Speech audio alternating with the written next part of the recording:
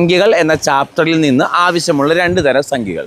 ഒന്ന് പൂർണ്ണസംഖ്യകളാണ്, 2 പരിപൂർണ സംഖ്യകളാണ്. അനിയനും ചേട്ടനുമാണ്. ആരൊക്കെയാണ്? പൂർണ്ണസംഖ്യകളും പരിപൂർണ സംഖ്യകളും. എന്താണ് ഈ പൂർണ്ണസംഖ്യകൾ അല്ലെങ്കിൽ ഇൻറ്റിജർ എന്ന് പറഞ്ഞാൽ? മക്കളെ, സീറോയും പോസിറ്റീവ് സംഖ്യകളും നെഗറ്റീവ് സംഖ്യകളും ഉൾപ്പെടുന്ന ഗ്രൂപ്പിനെ പറയുന്ന പേരാണ് പൂർണ്ണസംഖ്യകൾ അല്ലെങ്കിൽ ഇൻറ്റിജേഴ്സ്. അപ്പോൾ 0 എന്ന് പറഞ്ഞാൽ ഒരു പൂർണ്ണസംഖ്യയാണ്, മറക്കണ്ട, പരീക്ഷയ്ക്ക് വന്നിട്ടുണ്ട്. പോസിറ്റീവ് സംഖ്യകൾ പൂർണ്ണസംഖ്യകളാണ്, നെഗറ്റീവ് സംഖ്യകളും പൂർണ്ണസംഖ്യകളാണ്. എന്നാൽ ദശാംശ സംഖ്യകളും ഭിന്നസംഖ്യകളും പൂർണ്ണസംഖ്യകൾ അല്ല. അപ്പോൾ അതാണ് ഇൻറ്റിജർ അല്ലെങ്കിൽ പൂർണ്ണസംഖ്യകൾ. ഇനി എന്താണ് പരിപൂർണ സംഖ്യ?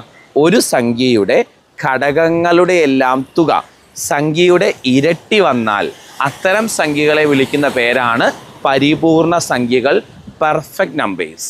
പരിപൂർണ സംഖ്യകൾ അല്ലെങ്കിൽ പെർഫെക്റ്റ് നമ്പേഴ്സ്. അതിന് അനകസംഖ്യകൾ എന്നുകൂടി പേരുണ്ട്.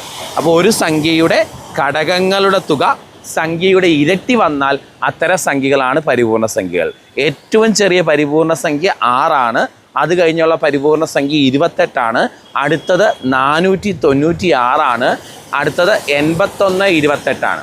അപ്പോൾ ഏറ്റവും ചെറിയ പരിപൂർണ സംഖ്യ 6. അത് പരീക്ഷകൾക്ക് ചോദിച്ചിട്ടുണ്ട്.